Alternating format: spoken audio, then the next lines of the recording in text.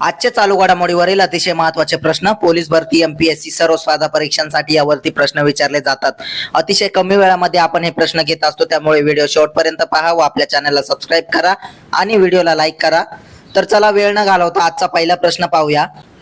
राष्ट्रीय प्रसारण दिन 2025 कधी साजरा करण्यात आला? तर त्याचं उत्तर आहे 23 जुलै. प्रश्न 2, स्वदेशी प्रदूषण नियंत्रण जहाज समुद्र प्रचेत कोणी लॉन्च केले? तर त्याचं उत्तर आहे गोवा शिपयार्ड लिमिटेड यांनी. प्रश्न 3, ऑलिम्पिक सुवर्ण पदक विजेत्यांसाठी कोणी 7 कोटी रुपयांचे रोख बक्षीस जाहीर केले? तर त्याचं उत्तर आहे दिल्लीने. प्रश्न 4 पाहूया. प्रसिद्ध झालेल्या 2025च्या हेनले पासपोर्ट इंडेक्स मध्ये भारत कोणत्या स्थानावर आहे? तर त्याचं उत्तर आहे 77व्या स्थानावर. प्रश्न 5, 2025-26 या वर्षासाठी एशियन डेव्हलपमेंट बँकेने भारताच्या अर्थव्यवस्थेचा विकास दर किती असेल याचा अंदाज लावला आहे? तर त्याचं उत्तर आहे 6.5%. प्रश्न 6, जागतिक आरोग्य संघटनेने कोणत्या आफ्रिकन देशाला ट्रॅकोमा मुक्त घोषित केले आहे? तर त्याचं उत्तर आहे सेनेगल देशाला. प्रश्न 7 पाहूया. कोणत्या राज्य सरकारने 1 कोटी रुपयापर्यंतच्या मालमत्तेवर महिलांसाठी मुद्रांक शुल्कात 1% सूट मंजूर केली आहे? तर त्याचं उत्तर आहे उत्तर प्रदेश.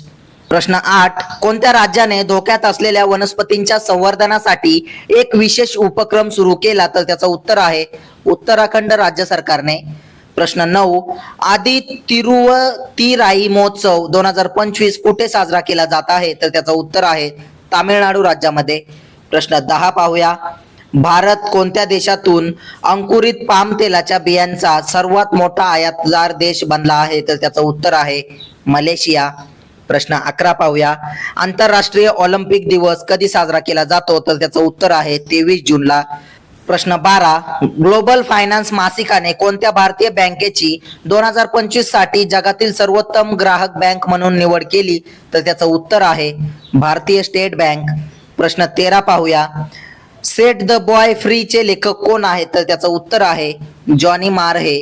प्रश्न 14, कोणत्या राज्य सरकारने बांगलादेशी पूर्व पाकिस्तान हिंदू निर्वासित कुटुंबांना जमिनीचे हक्क देण्याची घोषणा केली? तर त्याचं उत्तर आहे उत्तर प्रदेश राज्य सरकारने.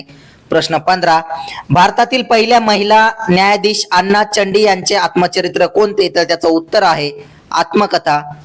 प्रश्न 16, भारतातील पहिली AI चलित वन इशारा प्रणाली कोणत्या राज्यात सुरू करण्यात आली? तर त्याचं उत्तर आहे मध्य प्रदेश.